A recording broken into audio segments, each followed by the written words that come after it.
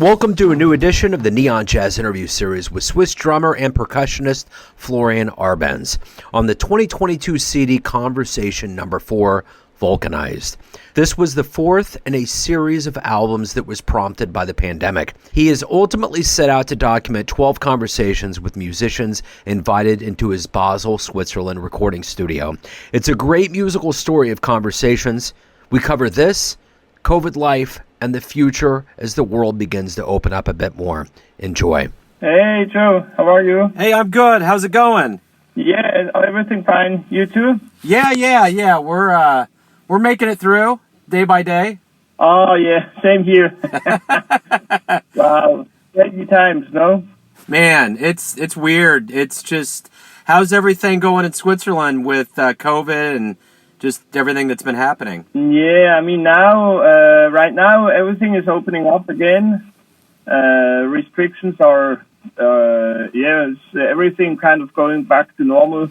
But for traveling, I mean, Switzerland is such a small country, you know. Yeah. So I travel a lot as a musician. This is still kind of complicated. And I mean, the whole shit which is happening in Ukraine now, I'm playing quite a bit in the Baltic states and in Poland, and everybody is afraid now. And so it's kind of a tricky situation, I think. But let's see. I mean, yeah, that's just adding to what's already going on. So, but it's that's right. But it's great that, you know, I got new material from you. I've really enjoyed the album. It's number 4 in your series, Vulcanized. And I want to talk to me a little bit about this album and how it was conceived and how it came to be. The advantage of this whole COVID thing which is going on is that everybody has a lot of time or had a lot of time in the past 2 years. And I mean, I knew especially Francois Moutin since a long time as a bass player, but I never really thought about contacting him because he's living in New York and he's busy. And so during this whole situation, I just wrote him a mail, and he was more than happy to come over because he was stuck in Paris, and he was supposed to have a tour, but everything was cancelled. So it was just a great moment for him to come over to Switzerland by train. Yeah, that's how I found Francois. The Wilson brothers, Michael and Jorge, I'm playing with them since quite a bit of time. I think they were both really great musicians, so I invited them both. But unfortunately, Jorge, the trumpet player, he found out just one day before the recording that he had COVID, so he had to pass. So finally, it became a trio recording. Yeah, I'm more than happy with the result anyway. It was quite a weird time here because everything was closed. No restaurants were open, so we had to bring down some food to the studio and eat it more or less on the floor of the studio. But it was nice anyway. It was a good. We had a nice vibe, and I think it can be heard on the recording. Well, you're never going to forget it, that's for sure. Yeah, that's right. That's a good thing about it. Yeah. So crazy. You know, yeah, absolutely. So I know in this series that this is number 4, there's been different levels of creativity that have gone into it. What are you hoping the listener gets from this? I mean, you're creating this during COVID. It's an outgrowth of COVID, but it's also a part of your creative evolution as a musician. What are you hoping the listener gets from this? I think what I really hope is that the listener enjoys that I can bring together some great musicians and maybe some unusual mixtures of musicians, and with all the time I had to think about maybe combinations or collaborations. I hope that the listener hears that we have a good time and that we create something together. I mean, the Vulcanized is maybe a more kind of traditional jazz album. I mean, some of them are maybe a little bit more adventurous, but actually I will release one in summer with Kirk Lightsey, the Detroit jazz piano player, which is 84 years now. So this is even more kind of traditional. But yeah, what I hope is that we catch a good moment of everybody's really enjoying playing together. During this COVID time, you created this, but also it's a time of self-reflection. People had a lot of time at home and with themselves. What did you realize about yourself over this time that maybe you didn't realize before that's going to make you a better musician or stronger as we get out and start playing again and you promote these albums? Yeah, I think what I discovered is kind of a curiosity to push the borders and the limits.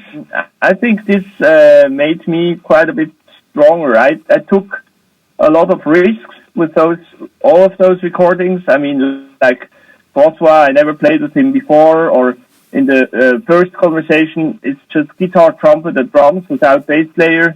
So I tried to have kind of an unusual hook to the music in all of those conversations, and I had to think about how to deal with it as a musician. And I think this at the end, or I hope at the end, this made me quite a bit stronger as a musician. Talk to me a little bit about, as we move forward, maybe some hopeful things, maybe some tours and some things, anything kind of opening up as we get further into this year? Talking about the whole conversation series, there are always groups or lineups where I really think, wow, I want to tour with this group. Of course, this Vulcanized, this is one of those groups I really was enthusiastic about to bring those guys on tour. Actually, we will tour this project in the end of the year, and I feel that the people are really enthusiastic about it. So, yeah, on the way, it's still heavy to book gigs because there are a lot of delayed programs and postponed concerts and slots which are not open. But on the other hand, with some of those projects, I feel a lot of enthusiasm of the promoters. So I hope and I think I will have some nice tours with those guys. So this is a really positive thing. And then to get to the business part of this, the good part for you, tell me, where is the ideal place for the listeners to pick up these 4 conversation albums and anything related to your body of work? I know Bandcamp's been big over this time of COVID, but what's an ideal place where they can get this music? Yeah, I mean, Bandcamp is a good place for sure because everybody can listen to the tunes. All the tunes are open, so everybody can check out all the tunes. Plus, I have a lot of videos there too, which can be seen for free. And of course, Facebook is always a good thing. And I think what I really found out over this COVID time, it's great to also be in touch with some really interested listeners and interesting people. So I'm always happy to communicate about the music or about anything, I think. So I would say Facebook and Bandcamp are good places for that. So my final question is this, when we do return more and more to the stage and you get to promote these albums, we've been away from music largely from a live perspective for about 2 years now.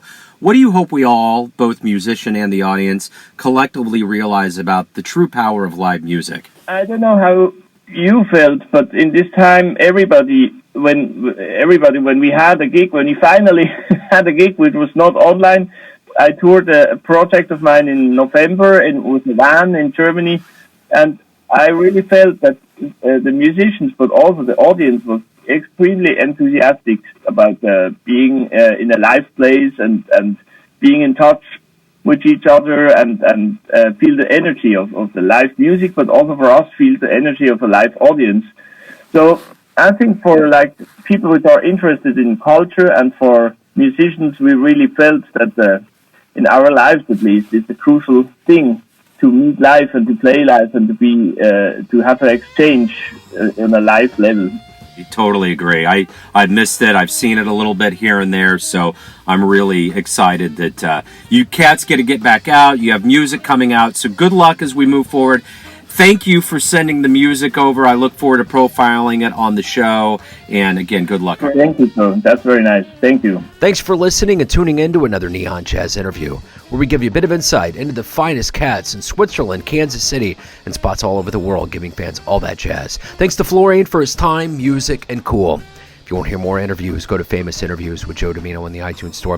Visit Neon Jazz at youtube.com, and for everything Neon Jazz all the time, go to the neonjazz.blogspot.com. Until next time, enjoy the jazz, my friends. Neon Jazz.